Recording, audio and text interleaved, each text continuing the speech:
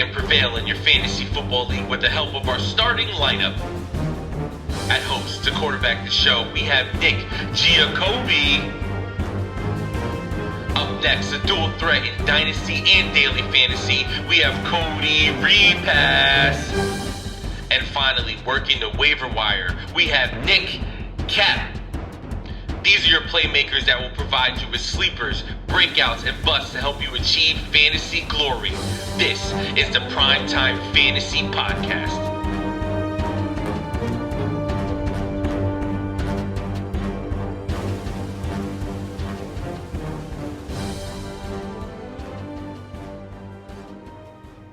Welcome, everybody, to episode 10 of the PrimeTime Fantasy Podcast, where we give you our predictions, our picks, in the hopes that we hope we prevail in Week 4 and the rest of the 2021 fantasy football season. I'm your host this week, every week, for the next 12, 13, however many weeks we start doing this, Nick Giacobbe, and joining me every single time is going to be Nick Capsalis. How we doing, everybody? And we're welcoming back Cody Repass, who missed out on Tuesday's show. Cody, how you doing? Doing good. Glad to be back. We're getting ready for Week 4. After Week 4, that's 1/4. Well, not 1/4 anymore. It used to be 1/4. Basically, 1/4 of the NFL season is already finished. So, hopefully, by the end of this week, all of you out there are either 2-2, 3-1, and if you start out really slow, 1-3. Hopefully, we at least get you your first win of the 2021 fantasy football season. If this is your first time listening, thank you so much. We appreciate that. Hopefully, you do enjoy the show. And if you do, you could find us on Tuesdays and Fridays. The audio version is going to be on Spotify, Apple Podcasts, Stitcher, Google Podcasts, anywhere where you could find audio for your podcasts. If you are on iTunes/Apple, please give us a 5-star review, a 5-star rating, and a review. If you do want to watch the show, you could find us on YouTube on Tuesdays and Fridays. That's where I do our fancy graphics. You get to see our handsome mugs and everything else that goes on with the video element. We also do a show every single Sunday live, 11 a.m. Eastern time, right before kickoff to get you ready for the games. Cody does his daily fantasy corner to give you his best value bargains. We talk about the injury news of the day when that comes out at 11:30 a.m. Eastern time. And the best part is we answer all of your questions, any flex questions, who to play, start sit, daily fantasy, any question you have with your lineup, we'll answer it. We did have some issues with Twitter last week. We're going to try to get that fixed for this week. If for some reason you can't ask questions through the Twitter live stream, go to YouTube or Facebook. We'll be happy to answer your question through that. Or I would suggest tweeting us, and one of us will be monitoring the Twitter, and we'll actually answer it live on the show. So we will have that fixed in some format. Just keep tuned to the live show. So please join us again on Sunday. You could find us on Twitter, YouTube, and Facebook for the live show Sunday, 11 a.m. Eastern time. If you want to follow us on social media, and please do, we use Twitter, Instagram, and TikTok at PrimeTimeFFPod. Go to Facebook, PrimeTime Fantasy Podcast, and YouTube, PrimeTime Fantasy Podcast. Alrighty. Boys, we are getting ready for Week 4, so we do have some injury news, injury updates that we have to talk about that we touched on Tuesday's show. So let's get right into it. I just want to preface this with we are recording on Wednesday, September 29th. If you're listening to us on the day that it drops, it is October 1st, the Friday. So this is the latest news that we have as of Wednesday night. Both Titan star wide receivers are banged up at the moment. A.J. Brown may miss a week or two with his hamstring injury. That's the latest update. And Julio Jones is dealing with a leg issue. His status is quote-unquote up in the air for Sunday against the New York Jets. So let's start with you, Cody. How would these injuries affect that Titans offense against probably, I don't want to say the worst team in the league because the Texans and Jags exist, but the Jets are a bottom 3 team. So how would this affect that Titans offense from a fantasy perspective if A.J. Brown can't go and if Julio can't go either? It obviously is a massive hit to Ryan Tannehill. He's going to have next to no one to throw the ball to of any fantasy relevance. But they have Derrick Henry. I fully expect A.J. Brown to miss this week, at least this week. Julio Jones, you never like to see someone pop up on the injury report in the middle of the week. It's about time for him to start having injuries, start having little naggers, start having something going on. I don't expect him to play. When he's a gutter, he likes to play through injuries, but it's early in the season. They have playoff aspirations and against a team like the Jets. I think they're going to play it cautious. I could see Derrick Henry getting 40 carries this week. What about you, Nick? How does this affect that Titans offense from a fantasy perspective? Yeah, it's exactly what Cody said. I mean, big hit on Tannehill. If Julio's not playing, obviously, A.J. Brown probably going to miss. Julio is someone we're used to dealing with injuries and nagging injuries recurring throughout the season. It's about the time where it starts hitting. So it's definitely a concern. I mean, obviously, Derrick Henry should already be locked in at running back 1, so it's not much of a debate. But, I mean, definitely a lot more boom potential with other receivers out. And I know we'll talk about Tannehill more later, so I won't get too much into him. But for the other receivers, I mean, I just wouldn't know who to play. So I think, I don't see any of them really as startable, even in this favorable matchup. What about, we're going to talk about him later, Nick Westbrook-Ekine. He had 4 receptions last week. He had a touchdown. He looked to be Tannehill's favorite target after A.J. Brown went out. Is he somebody either of you are even considering flexing this week, or you're staying far away from him? God, no. He is a DFS darling, but God, no. No, I mean, you take a look. I mean, the wide receiver position is extremely deep to begin with. So, I mean, the matchup's good, but I mean, the game script should have Tennessee, running the ball anyway. So, I mean, I'm really not looking to start any of those wide receivers out there anyway. Yeah, I mean, that's really all I have to say for it. As somebody that is facing Derrick Henry this week against my friend Joe Hanley, I'm not really looking forward to that one. He's probably going to have a nice 40 burger on me. Oh, man, I'm going to have an uphill battle. Tyreek Hill, hopefully you're turning on the Jets this weekend, because I'm going to have a big-time uphill battle with that one. The only big injury news we could really find at the moment as of Wednesday, a lot of people didn't practice but not really worried about them, is Antonio Brown is going to be practicing on Thursday. Bruce Arians announced that he will be back at practice, so he's either cleared of COVID or doesn't have COVID anymore. Don't exactly know what's going on, but it does seem like Antonio Brown will practice, and he'll be playing this Sunday against his former team, the New England Patriots. Cody, is Antonio Brown locked into your lineup this week? Is COVID going to affect him at all, or is he just locked into your lineup? Lock him in, because Tom Brady is going back to Foxborough. Play everyone that is attached to him. If you have a Tampa Bay Buccaneer, they're all scoring. Except for maybe the running backs. But if you have Gronk, Godwin, Evans, Brady, Antonio Brown, they're all going to have a ridiculous fantasy stat line this weekend. Nick, Antonio Brown, he's locked into your lineups as well. Yeah, I think Antonio Brown, in my opinion, should be locked in pretty much every single week, unless if you only have one flex spot. So, I think Antonio Brown's startable every week rest of season, and obviously with Brady probably going to demand he throws the ball 50 times just to really send a message to that New England Patriots organization. You got. They're not going to stop scoring. Oh yeah. I'm seeing the news that's coming out today that Belichick couldn't meet Brady face to face when he was leaving, and that Brady since 2017 has kind of had a rift with him. Brady's a guy that plays with a chip on his shoulder, no matter what his age is, no matter what team he's facing. Now he's got this massive chip on his shoulder going back to Foxborough. This one's going to be a slaughtering on Sunday night. It's not going to be close. Mac Jones is going to be going up against that ridiculously tough front seven from the Bucs. It's Tampa Bay defense. And Brady's coming off a loss. Yeah, this is going to be a bad one. I don't know what the spread number is right now, but I don't care if it's -12, you're taking the Bucs. -14, you're taking the Bucs. -16, you're probably still taking the Bucs. So yeah, I think it's I'm 9.5. That's too low. Put money on it right now. Speaking of players that should be locked into your lineup, it is time for lock or flop. It's a modified version of start sit. We're going to give you a quarterback, a running back, and a wide receiver, and we're going to discuss if they are a lock or a flop for this week and if they should be in your lineup. So let's start off with the quarterbacks like we always do. So when this graphic decides to actually show up on the screen for you guys that are watching the video version, we do have some quarterbacks that we're going to talk about. So let's start off with Jimmy Garoppolo. Cody, Jimmy Garoppolo going up against the Seattle Seahawks defense, giving up 300-plus yards to both Kirk Cousins, Ryan Tannehill the last 2 weeks. So is Jimmy G a lock or a flop for you? I've got him just outside the top 12, so he's going to be a flop for me. I think he has a good matchup. Everyone's looked good against the Seattle defense. I don't see him as a top 12 quarterback this week. What about you, Nick? Is Jimmy G a lock or a flop for you? Hell no. Jimmy Garoppolo is trash at football. That's why they drafted a quarterback number 3. I don't care about the matchup. Doesn't have the rushing upside. They got the talented offense, but Jimmy Garoppolo is not good enough as a quarterback for me to slot him in my lineup any single week, regardless of the matchup. So I'm still not playing Jimmy G, even with the favorable one. I think he's a lock this week.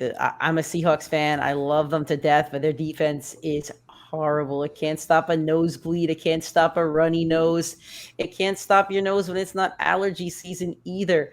He's going to throw all over them. Deebo, Kittle, I think Ayuk's going to get some work. The San Francisco offense is going to put up 30-plus points on the Seahawks. I think Jimmy G is going to have 2 touchdowns. I think Kittle will have 1. Deebo should have another. He's probably going to have 250 yards. I think he finishes right at number 10. So if you do need a quarterback to play, or maybe even, I don't know what his daily fantasy value is, but Jimmy G could be a guy it could be very serviceable this week, because the Seahawks defense is atrocious. It really is. They don't get pressure. They don't really cover well from the corner spots. They really only have Jamal Adams and Bobby Wagner, who just can kind of tackle. That's about it. I'm ranting more about the Seahawks now, but Jimmy G and the 49ers should all be locked into your lineups, even though I can't stand Kyle Shanahan for fantasy purposes. Let's talk about Jalen Hurts. Cody, this is one of your guys that you've been very high on in the season. I forget what his fantasy stat line last week was against Dallas, but I know the Eagles got thumped out pretty badly. But he's facing the Chiefs this week, who are coming off back-to-back losses. So is Jalen Hurts at home a lock or a flop for you? He's a lock. Rushing upside, he's going to have to throw. He was a top 10 quarterback last week when they got absolutely thrashed on Monday Night Football because garbage time. It doesn't matter how or when they get it. If the points at the end of the game are all that matters, Jalen Hurts, top 10 quarterback. Lock him in. What about you, Nick? Is Jalen Hurts a lock or a flop for you? Right there with Cody. Jalen Hurts should be locked in every single week to your lineup. The team is not good. That week 1 was a fluke. Even in week 1, he delivered fantasy numbers against the poor secondary. Game script is always going to be bad for those Eagles. He has the rushing upside. He has good enough passing ability to give you consistent numbers on a week-by-week basis. Jalen Hurts constantly every week, regardless of matchup, should be locked in your lineup. I saw this stat that Kansas City has allowed the second most fantasy points, 25 points per game, most rushing and the most rushing yards to the position. That's from Michael Fabiano, stardom Situm.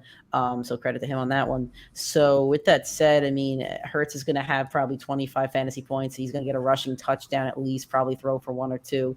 So Hurts should be a top 7, top 6 quarterback. So if you have him, let's lock him into your starting position.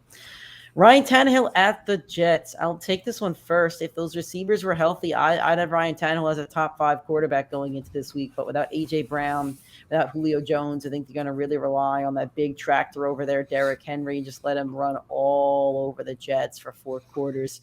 I don't see Tannehill having to do much. I don't see him really eclipsing 25 fantasy points. So for me, Ryan Tannehill is going to be a flop on the week. What about you, Nick?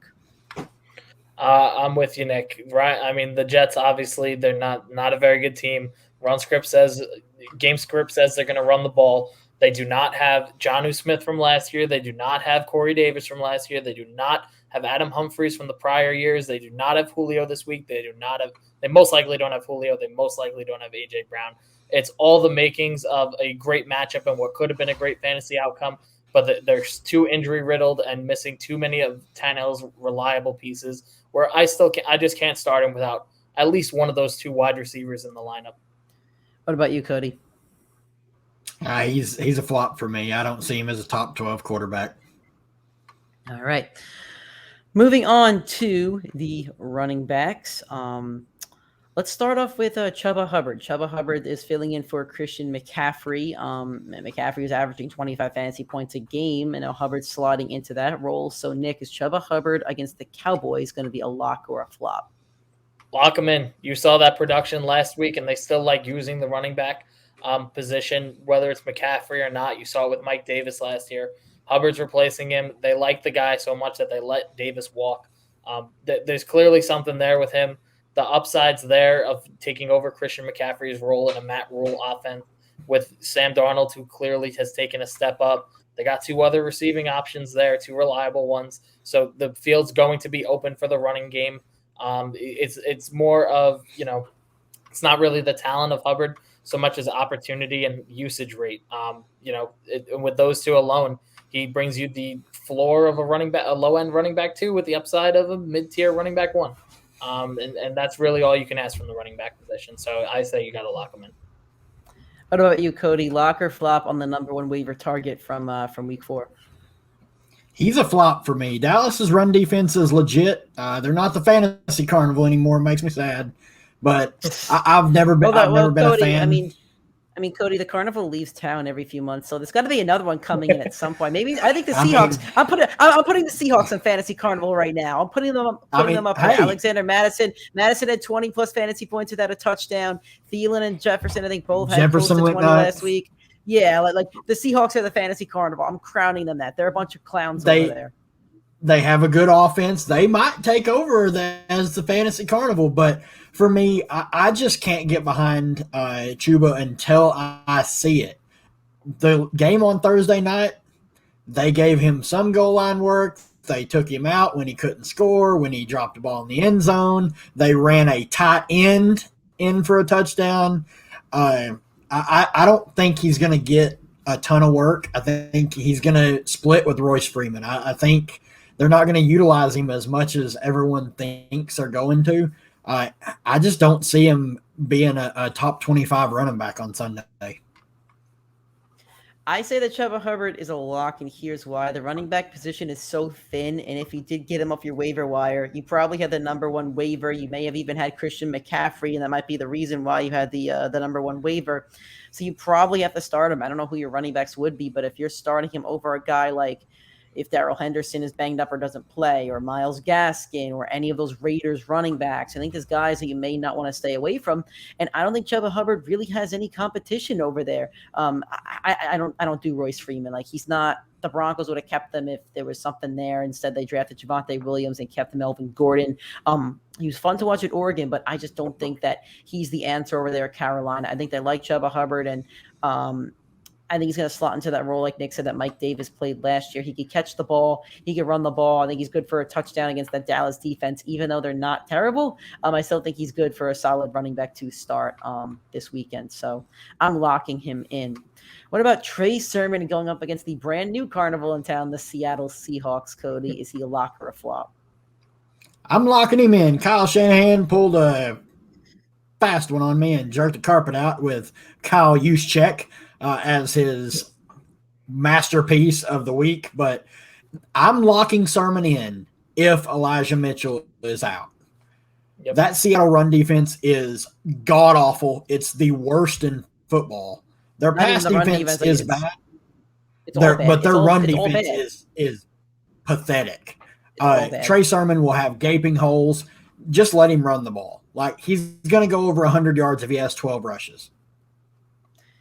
They have 9 ghosts out there on defense. It's Jamal Adams, Bobby Wagner, and a bunch of ghosts that don't want to touch anybody. It's the corners are giving cushions. Like, I'm sitting on 2 cushions right now so you can see my shirt. The cushions between the cornerback and the receiver are just massive. They're social distancing out there in the secondary. So play your 49ers, except for Trey Sermon, because I am flopping him this week. I know the running lanes are going to be there. However, I don't trust Kyle Shanahan. I don't trust Elijah Mitchell there. I don't trust Kyle Juszczyk. I don't trust what he's going to do with the receivers at the goal line. I don't trust the shuffle pass to Kittle. I don't trust the little dump off to Ayuk or Debo. Sermon's a flop for me because I don't think he hits the end zone. I think, and the only way that he's a lock is if he does hit the end zone, because guess what? He only had 11 fantasy points last week, and 6 of it came from the touchdown. So for me, even though the matchup is great, and even though I'm saying play every other 49er, play Kittle, play Ayuk, play Debo, maybe play Jimmy G depending on your quarterback situation. But aside from that, Trey Sermon, to me, he's a flop. What about you, Nick? I'm going to make it short and sweet. Elijah Mitchell is playing. You are not playing Sermon. Elijah Mitchell's not playing. You are playing Sermon. Short and sweet. There you go. All right. What about David Montgomery? We're talking about fantasy carnivals. The Bears offense is a freak show at the moment. It's like a horror house over there. Oh my God. I don't know how to describe them at this point because everything's bad about the Bears at the moment. But they're facing the Lions this week. The Lions are a tough team, but a favorable matchup from a fantasy perspective. So, Cody, does David Montgomery get back on track this week? He should. I mean, you're obviously starting him. You drafted him in the third, maybe fourth round if you got lucky. There's no possible way you can sit David Montgomery, especially in a matchup like this. And what about you, Nick? Any thoughts? Lock him in. I say lock him in not just because of the fact that you drafted him in the third or fourth round. He had 25 plus fantasy points last year against Detroit. And Detroit just gave Aaron Jones 4 touchdowns and 100 yards 2 weeks ago. The 49ers ran all over them with a couple different guys.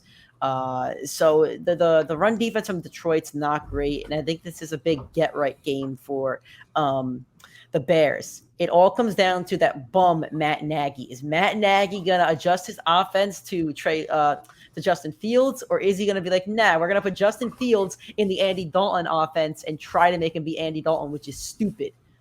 We'll see. I don't trust Matt Nagy, but I'll trust David Montgomery in this one. I keep saying Jordan Montgomery on the show. I'm thinking of the Yankees for some reason. I don't know why. Anyway, start David Montgomery this week. Alrighty, on to wide receivers. We got a Jet, we got a Dolphin, and graphic doesn't want to show up, so I don't know the third one at the moment. Let's start.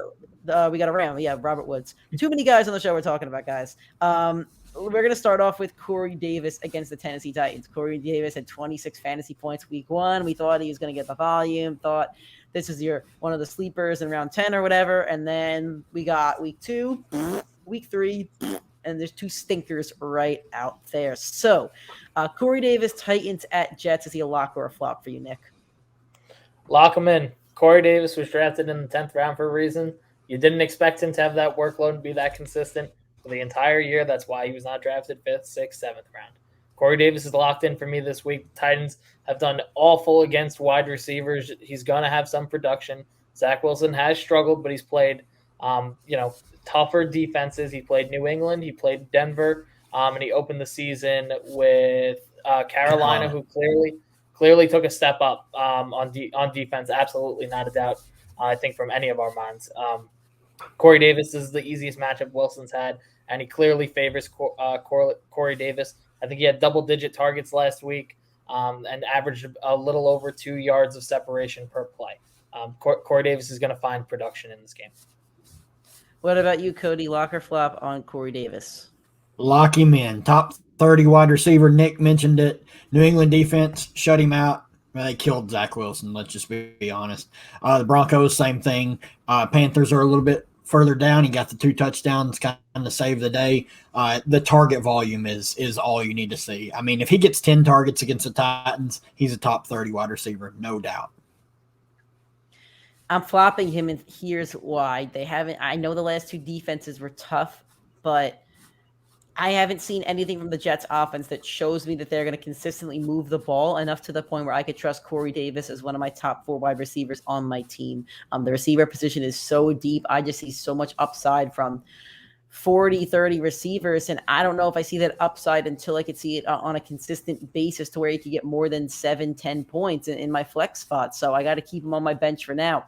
But this is the easiest, the lightest defense that he's faced so far next to Carolina, because Carolina's defense actually looks pretty decent. So no, this defense is way, way easier than anything they face. Tennessee gets no pass rush. Right. No, that's what I mean. That's what I mean. If Zach Wilson and Corey Davis can't connect in this one, if Corey Davis has less than 5 fantasy points in this one, he's going to start showing up on Stash or Trash. That's the reality of it. Yep, I'm putting him on that list because if he shows up, if he gets 10 targets, there's no way he gets 5 points. He's going to get 10 targets.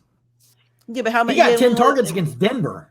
He only had 5 points though. He didn't have more than 5. Yeah, that's points because Denver's secondary is ridiculous. Well, let's look at volume. But again, that's what I'm saying. If he goes out against Tennessee this week and has less than 5 fantasy points, it's a consideration at that point. It's I would bet $100 that don't happen. I don't have $100 to bet right now. All righty. Let's move on to Jalen Waddle. Cody, is he a lock or a flop going up against the Colts, who are just have a permanent? He's a lock on volume alone.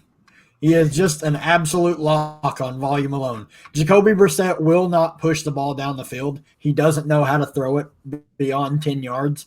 So Jalen Waddle and a guy we're going to talk about here in just a few minutes are absolute smashes because they're going to get 10 to 15 targets a game because the guy will not push the ball down the field.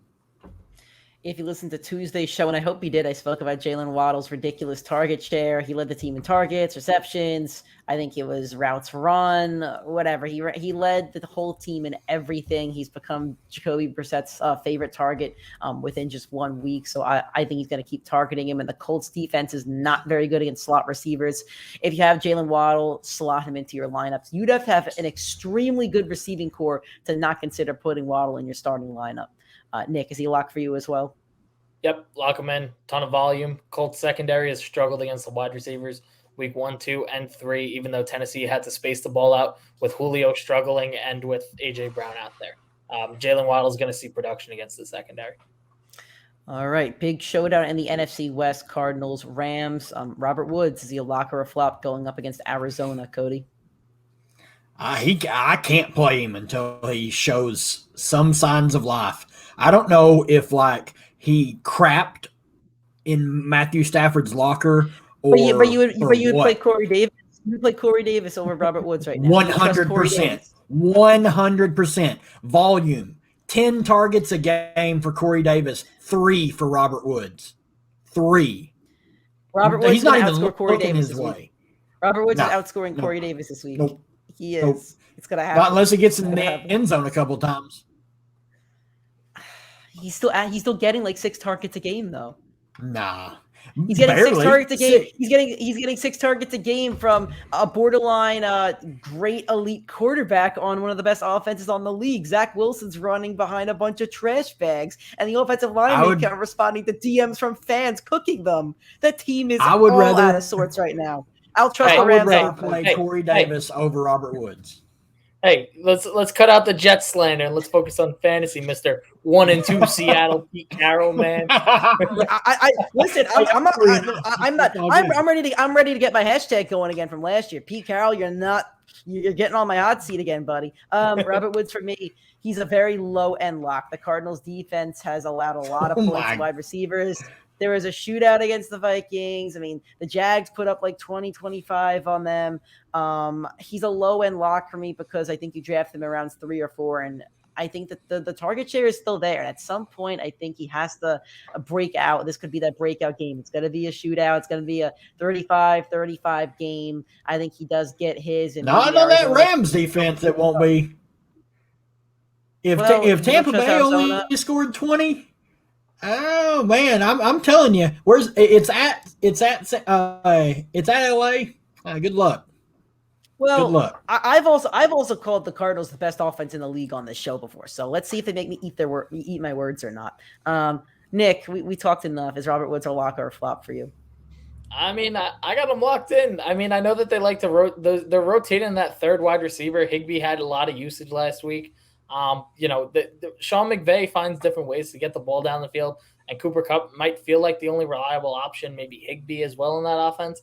But Robert Woods is still an elite receiver. He's seeing, he's on the field I think he was on the field for 90% of snaps last week. I think it was a little over 87 the week before and high 90s week 1. He's on the field, so, it's not like he's getting pulled out for these other receivers like Van Jefferson and Deshaun Jackson that came out of a tombstone to catch that the deep ball. I mean, Robert Woods is going to start finding his production and his groove at some point. And I mean, I'm not going to bench him. I think the guy sees the field too much and has way too much talent on an offense that easily moves the ball down the field where I can't see not playing him. There you go. All right, we're going to move on now to the final position. We have tight ends. We have Mike Gesicki, who had a big game last week. We have Tyler Conklin, another one, big game last week, and Dalton Schultz. Let's start with Gesicki, keep it with the Dolphins. Cody, he had, I think, 12 targets last week, if I'm correct. Is he a lock or a flop this week going up against the Colts? He's a lock, just like Jalen Waddle. They're the only 2 pass catchers that Jacoby Brissett likes to throw to. Lock him in. Cody, I think we're actually playing in fantasy this week, and I did pick up Gesicki to play against you. Gesicki? I hope he's sucky. No, I hope not, because Jonnu Smith is combined for like 10 points through my first 3 weeks. So I took him out to the dumpster and locked that lid real tight and set it on fire. So he's gone.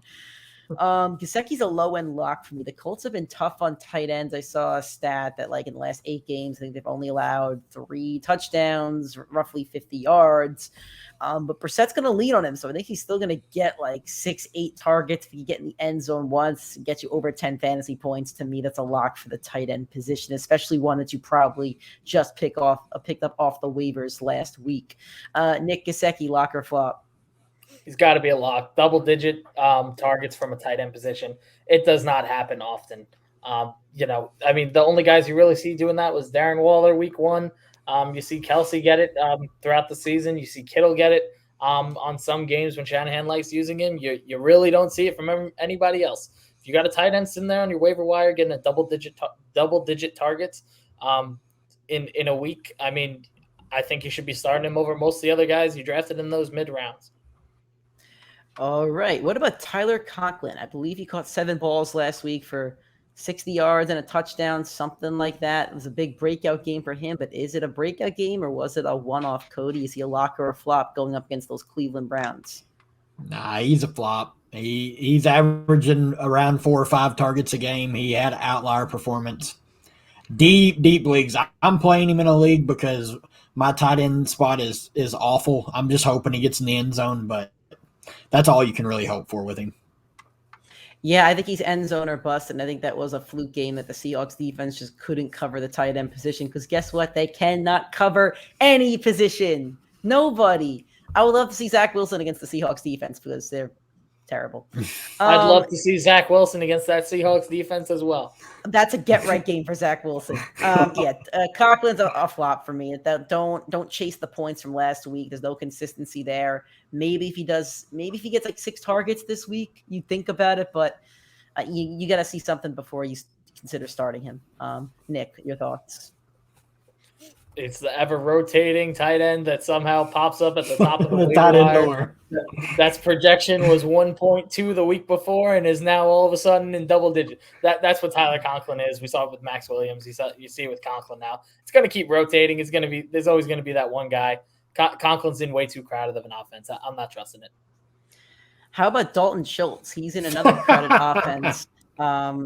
But is he a lock or a flop for you? God. Sounds like you could say. Let's spit it out. God, no. Want to talk about an outlier performance?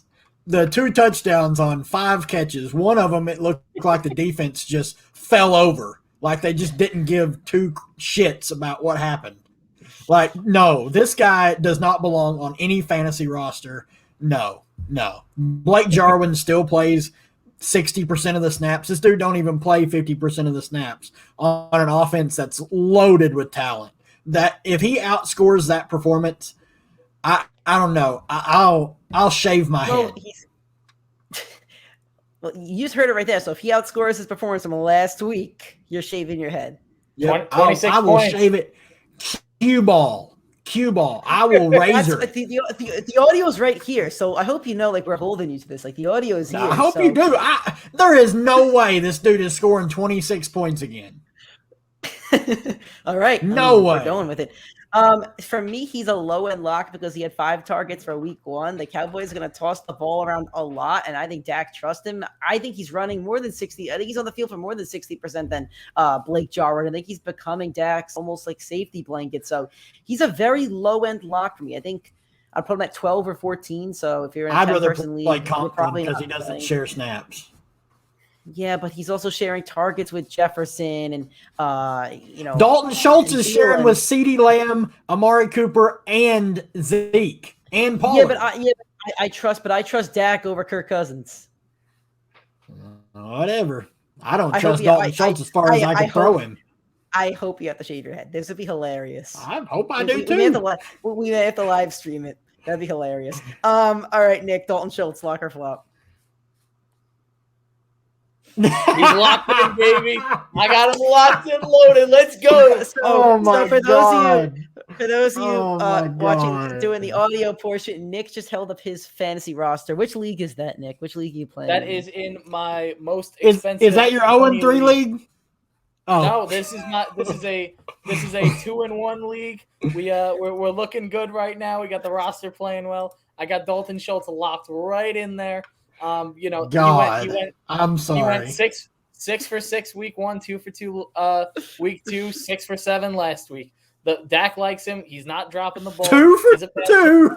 No, Get the razor out. Get the razor out. Let's go. Razor. No, does it all. No Michael Gallup. He's a safe blanket option. Zeke's not catching the ball as much as he used to. Tony Pollard's being run from the outside and some of those short little catches. But Dalton Schultz is the safety blanket, and he likes him in the red zone. I'm going to stick with that for this week as I drop Jonnu Smith for him. I'm going to roll him out. All right, that was lock or flop for week 4. We're now going to kick it to rapid fire, which is a larger version of start sit. We give you one player from each, 2 players of each game, one from each opposing team, and we'll tell you which one we would rather play. So, going to start off. We have Logan Thomas or Kyle Pitts. Cody?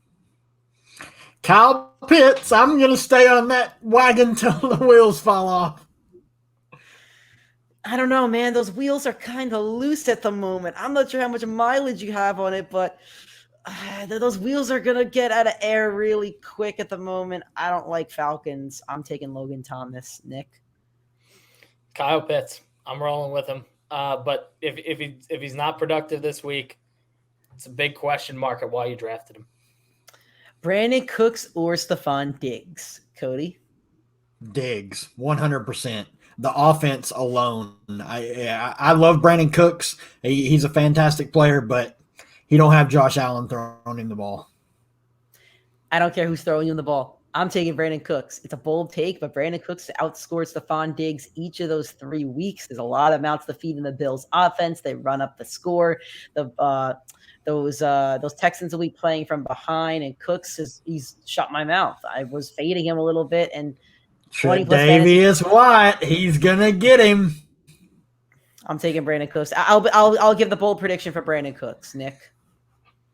I'm going Stephon Diggs. Guy's way too talented. Got such a better quarterback. I'm sorry, Nick. I like this the is bold his take. get right game.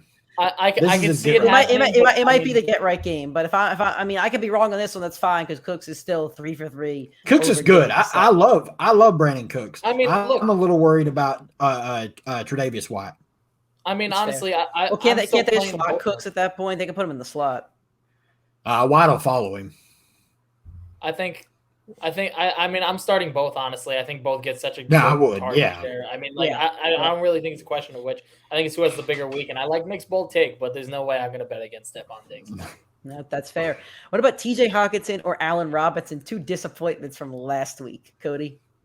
T.J. Hockenson. The Hawk alarm is ringing. He hit the snooze button last week, but way too big of a target share, and surprisingly, no question mark at quarterback. Jared Goff. Oh my God. Matt Nagy needs to be dumped into Lake Michigan, or I don't trust any Bears. So I'm taking Hockenson in this one. I'm going Allen Robinson. Give me A-Rob. It sounds like Andy Dalton's playing this week. And according to ESPN projections, it looks like Andy Dalton's the starter. Give me Andy Dalton favoring his number 1 wide receiver. Ugh. DJ, the Bears.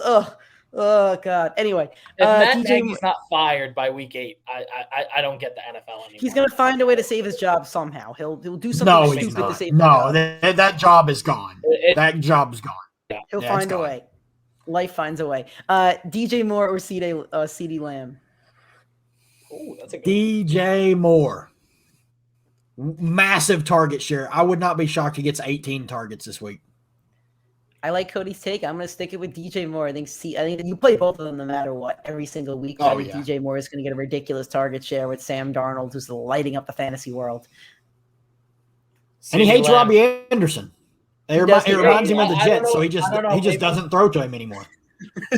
He threw a 57-yard touchdown to Robbie Anderson. He did that little jet celebration. He deserved it, and he just doesn't like him ever since for some reason. But and Sam Darnold said, "Bro, we don't play for the Jets no more. You can't do that. Like, I'm not throwing it anymore." It's PTSD at this point. I'm taking CD Lamb. DJ Moore's production went down significantly after the second half. Once McCaffrey was down, he hit 100 yards in the first half and barely saw targets in the second half because of it. They spaced the field better with McCaffrey. I think DJ Moore, he's still a starter, obviously, but I don't think he has as much upside without McCaffrey and that spacing in the field. So I'm gonna lock in CD Lamb over him for this week. What about Jalen Waddle or Michael Pittman, Nick? I'll go Michael Pittman. I like the player. I think he's got a big I think he's playing extremely well. I think he's the only wide receiver that's been extremely reliable for the Colts. And I love him. I loved him his rookie year. I love him this year. I think he's got massive upside. I like Waddle as well, but I just really like what I'm seeing from Pittman, and I feel confident playing him on a weekly basis at this point. I worry for most Colts players as long as they still have occupancy in the hospital. So I'm going to take Jalen Waddle, who has a phenomenal matchup this week. Yeah, I'm going Waddle as well. Pittman, I love Pittman. I own him in a couple leagues. Miami's secondary is legit. Like they're good. The rest of their team probably isn't very good. But give me Waddle. Waddle's going to get tons of targets. Pittman is too. Waddle will be a little bit more efficient.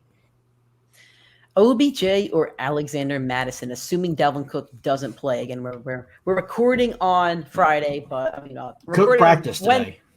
Cook did? Okay, so Madison probably you know what, we're going to switch it now. OBJ or Adam Thielen. Thielen or okay, cool. All right.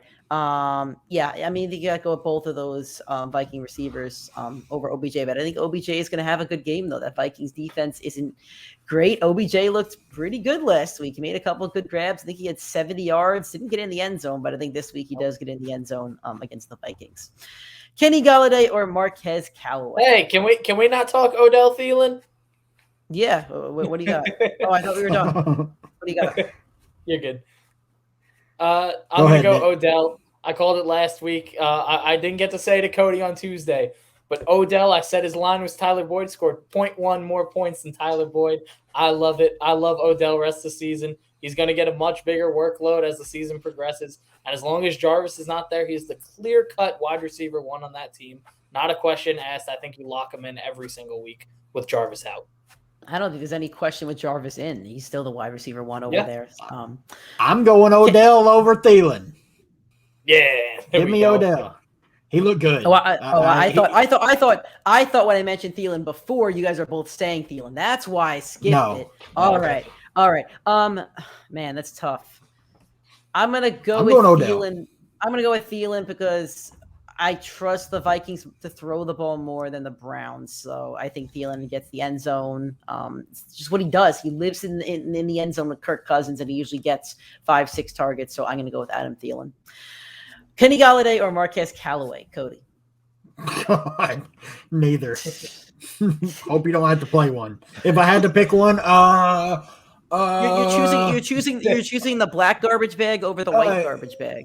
Galladay, or the green, I guess, or the green one, whatever color garbage bag you want. Like, there's really no the doggy bag, the kitchen garbage. Like, I don't know which one you want to label it, but I'll go with Galladay. Both of them are trash. Yeah, I'll go with Galladay as well. I'll go with Galladay, but I'm totally against Galladay this season. I don't want any part of him, but sure, I'll take him over Callaway. Yeah, I'm going to go Galladay as well. We're uncertain with, Slayton and Shepard both suffered injuries. I think they're both going to be out there anyway, but I think Galladay will have a bigger workload than Callaway will. I'm hype as a Michael Thomas owner because Callaway, other than getting in the end zone last week, has been unproductive. But, I think Galladay has a better chance to have a big game than Callaway does. Callaway's an elite wide receiver when catching Jameis Winston jump balls. So that's that. Nick Westbrook, Eakin, I think that's how you say his name, or Corey Davis. I think we're all going Corey Davis here. Corey Davis. As much as I don't Corey like Davis. Not even close. Yeah. This is a tougher game to do the rapid fire for because everybody on the Titans is kind of hobbled. Devontae Smith or Clyde Edwards-Helaire? Ugh. I'll take Devontae Smith because the Eagles are going to be playing from behind, have to throw the ball. The Chiefs don't have an elite corner, so I'll take Devontae Smith. I'll take CH. I'll go Clyde as well. Zeke just nearly ran for 100. He looked really good in my opinion, but Clyde also just went for 100 yards last week. I'll keep rolling the momentum for now. How about Tyler Lockett or Brandon Ayuk?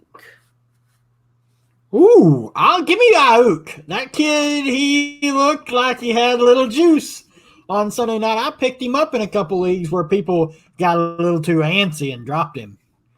Who drops Brandon Ayuk? Honestly, never thought I'd ever see the drop day. him. We said it for weeks. That's the dumbest thing I've ever seen. You drafted him probably around 7 or 8 to be a wide receiver 3 or 4, and you drop him even higher in most. No, you drafted him before 7 or 8. Yeah, he's long gone. Probably 5-6 in most leagues. He was drafted a full 18 or 20 picks before Deebo Samuel.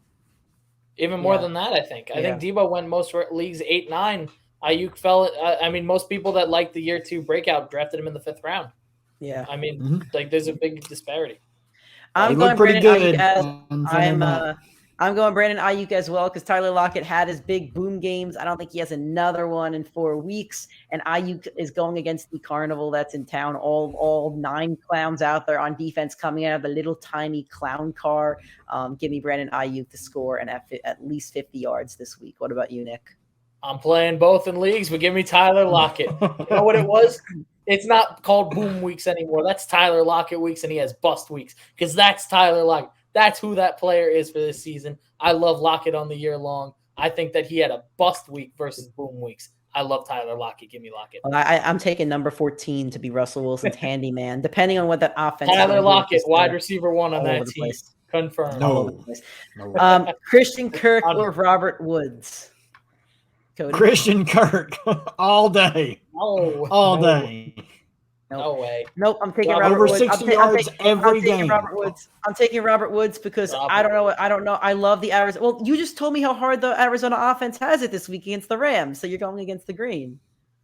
Yeah, I'm going Christian Kirk because he's consistently showed it this year. Over 60 yards in every game. He's not getting Jalen Ramsey.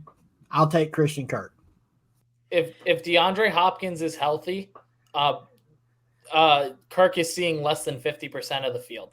Robert Woods is out there 90%. They're also switching out Rondale Moore and AJ Green into there, so I don't really trust a number 2 receiver on the Cardinals right now. I trust Robert Woods due to his production. And Christian Kirk's probably the wide receiver 4 with how much they like Rondale Moore, and Chase Edmonds offers upside in the passing game. So I love the Arizona team as an offense, but from a fantasy perspective, I don't know if I could trust any of their number 2 wide receivers to comfortably start them right now. But I'll trust Robert Woods based on his production throughout his career. Cortland Sutton or you shouldn't call him Hollywood Brown anymore because the guy just keeps dropping touchdowns. So Marquis Brown or Cortland Sutton. Cody. It's got to be Cortland Sutton. They lost KJ Hamler on Sunday. It's literally Cortland Sutton and Tim Patrick on offense as the pass catchers. You got Noah Fant, but dude disappears like a mime. He's a bum. I can't stand that dude. I can't wait till I get rid of his ass. Wasted a first-round pick on a dude that won't even go after a fumble. Bum. He's a flop. Actually, he's a trash. I didn't get to talk about him in Stash of Trash. Trash that bum. Cortland Sutton's going to go nuts on Sunday.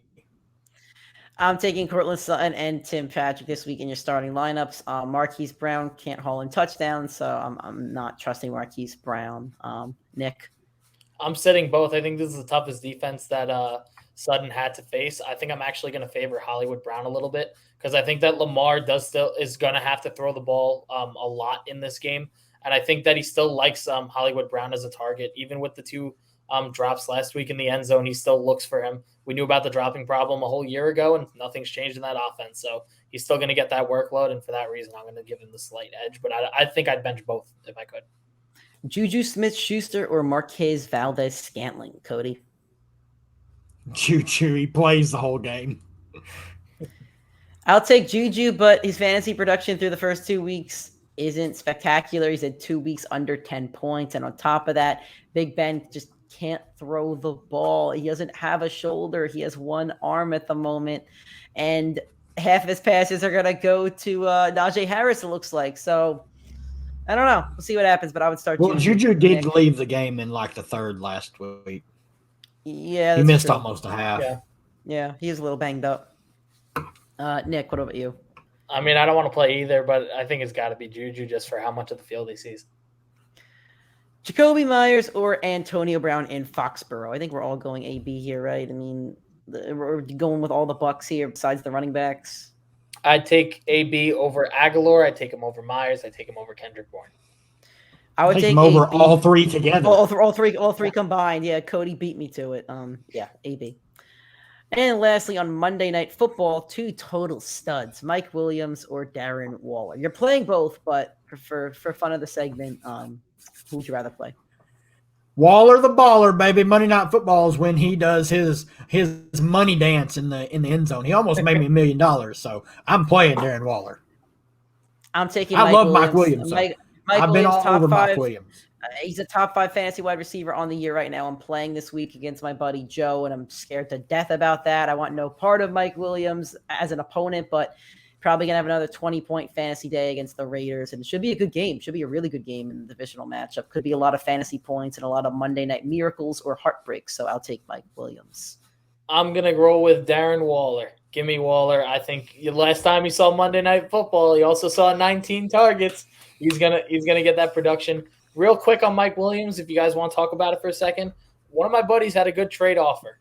It was Mike Williams straight up for A.J. Brown. What would you take? I think I'd keep Mike Williams right now. He has Mike Williams? He has Mike Williams. Someone offered him A.J. Brown. I don't like what I see from the Titans right now. I'd keep Mike Williams.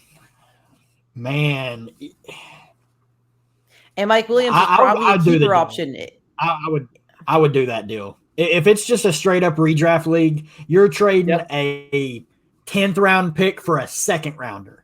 That's underachieving. Yeah, I might do that. So how many weeks, Cody, would you need to see from Mike Williams to say that you'd rather have him over A.J. Brown? We're in week 3 at the moment. Season. An entire season. So you would need to wait till like the end of the season to even consider that. I would need to do it next year. All right. Alrighty. A.J. Brown is money. He has been money. He hasn't got off the right foot yet, but A.J. Brown, I would make that deal. Alrighty, so rapid fire is done. We're now going on to our triple threat challenge for week 4. Here's how it works. Every week we give you a quarterback, a receiver, and a running back that need to hit their projections. It's almost like a survivor pool type thing where you use a player, you use Kyler Murray. Guess what? You can't use him from any other week. So it does get kind of tough. We are all combined 0 for 9 because this is a lot harder than we thought it could be. But it's fun. It's a lot of good fun. I tried to tell you. Let's see what we have happen this week. So we're going to start off with Nick. Nick, why did you choose these 3 players for your triple threat? I'm just waiting for it to load up because I need a quick refresher on who it was. Yeah, the service that we're using for our live stream has decided to not cooperate with us when it comes to putting these graphics up fast enough. There we go. So there we go. Yep. All right, perfect. So I'm starting off. I got Jameis Winston, 15 points. Honestly, it was just because I didn't like too many of the top quarterbacks to really trust them this week. I think Winston has a very favorable matchup against the Giants. 15 points. I'm banking on Winston having one of those bigger games like he's used to, or that I don't want to say used to. That he gets 15 but I think 15 is a very fair floor for Winston. I think he could hit that pretty easily as long as they're not running the ball with Taysom Hill on the goal line again. Zach Moss, back-to-back weeks, 16-plus points. I love this 10 number against this Texans team. It's a great matchup. I mean, he's got that up. I mean, he doesn't have much upside, but I think 10's a fairly good floor for him. I think 10's a fair floor for him to hit. I'm pretty confident he could get to that number. And then we talked about him a lot. Odell Beckham Jr. against the Vikings, wide receiver 1, no Jarvis Landry there. 13.9, way too low of a number in my opinion. His first game back from injury, I think he had 13.7 or 13.8. All he's got to do is be one step better than he was last week against this defense. I'm not worried at all. I'm rolling with OBJ. All right, Cody, how about you? Why did you select these 3 players for your triple threat? Well, just like Nick, I'm going to wait because I said this to him a couple days ago, and I honestly can't remember. I know I have my free square. I know I picked Tom Brady because whatever his point total is, he's going to score a lot more than that. I think it was 20 if I remember correctly. Yeah, there we go. Yeah, it's 20.1 for Brady. It's not popped up on my screen. So we have Tom Brady at 20.1, DeAndre Swift at 16.3, and Cole Beasley at 12.1. Yeah, for me, Tom Brady, he's the free square. He's going to go nuts. I'm sorry. If there's any Patriots fans out there. DeAndre Swift is playing exactly like I hoped he would. I was worried about the injury, but I mean, even though he's only playing 55% of the snaps, but when he's out there, he's running the ball. He's catching the ball. He's scoring touchdowns. He's went over 20 points in 2 of the first 3 games. Love Swift, love his upside for the future. As for Cole Beasley, he's getting just peppered with targets. I mean, he catches 5 balls for 65 yards. He's not quite at his 12.1 projection, but he's going to catch more than 5 balls. He's averaging over 10 targets a game. They're all high catch rate throws. They're all high catch rate targets. So I fully expect Cole Beasley to get well over 12.1. He's not a guy that's going to get in the end zone very often, but he's going to catch 7 or 8 balls for 50 or 60 yards. Okay. I'm going with Derek Carr, Chuba Hubbard, and again, like we're having some technical difficulties at the moment, and CeeDee Lamb. So Derek Carr's at 18.2 on Monday night. The last time he was on Monday Night Football, he's a top 5 fantasy quarterback. He did that week 2. I don't think he was top 5 last week, but I think he still posted like 20-plus fantasy points. So I'm trusting him to get over 20. Get over 18 at least. I think he's going to get 20, though, and I think Carr is a very favorable matchup against the Chargers. Chuba Hubbard's at 14.8. It's kind of a high number, but I do want to get him out of the way before McCaffrey comes back. I think it's very reasonable because I think he gets in the end zone. I think he has like 40 rushing yards, a couple receptions. I think that's easily good enough to get you 16 fantasy points, and he only needs 14. And CeeDee Lamb is a guy you're locking into your lineup every week. His projection 16.3. He has the chance to hit that projection every single week and exceed that by close to 25. Again, he's a guy that Dak targets a lot. The Panthers defense has been good so far, but I don't think they have the corners to match up against Amari Cooper and CD. So I think both of those guys could have really excellent games against the Cowboys. So hopefully one of us hits this week. We'll see what happens, but hopefully one of us finally gets a win, and hopefully we all get wins in the triple threat, and hopefully all of you out there win your fantasy matchups. Hopefully you win money in daily fantasy. Hopefully we all have a successful week 4. So this was our show. Thank you guys for listening or watching, however you decided to consume this content. Again, if it was your first time, hopefully you enjoyed it and do come back. The next time you'll hear from us is Sunday, 11 a.m. Eastern Time, Twitter, Facebook, and YouTube for daily fantasy talk and bargains, injury updates live at 11:30, and to answer all of your questions throughout the entire hour from 11 to 12 Eastern Time. You can find us for the audio portion on on Tuesdays and Fridays, at least find the audio portion on Spotify, Apple Podcasts, Stitcher, Google Podcasts, anywhere that you do consume your podcast. And if you're watching the video portion, you see Cody's sweet little dog on the camera. You will not see my dog because Russ over there is Russ is a very lazy dog. He won't fit in the he won't fit in the camera. He's a very lazy dog. He's kind of a chunky boy. He weighs like 30 pounds. So yeah, he's going to be on the couch. You're being kind, Nick. My dog weighs 10. They told me it was 30. I may need to put him on a scale. If you want to watch the video portion of the show on Tuesdays and Fridays to see cute dogs and other stuff, and Cody's bald head after Dalton Schultz scores 26 fantasy points, we're on YouTube. We are on our YouTube channel. So find us on YouTube, Primetime Fantasy Podcast, Twitter, TikTok, and Instagram, PrimeTimeFFPod. And then find us on Facebook, Primetime Fantasy Podcast. Cody, anything you want to say before we get out of here? Millie says, deuces, Dalton Schultz sucks. And you, Nick. Yeah, guys, make sure you hop onto that Sunday live stream. We got some great calls. I called Odell. Cody called Madison being a top 10 running back, finished at RB8. Nick's called Kansas City's struggles early on the defensive end. Trust me, you're going to want to be there. You'll get those last-minute start-sit questions. You'll get some awesome detail on who you should be playing. You get phenomenal DFS out of Cody and 12 guys. They always hit. I mean, look, you got a stellar lineup here. 1 hour of your time. All you need is 5 minutes. Any questions will get answered. Make sure you stop by that Sunday show, 11 to 12 o'clock. Nick said it best. That's how we're going to end the show. See you Sunday, week 4. Let's get some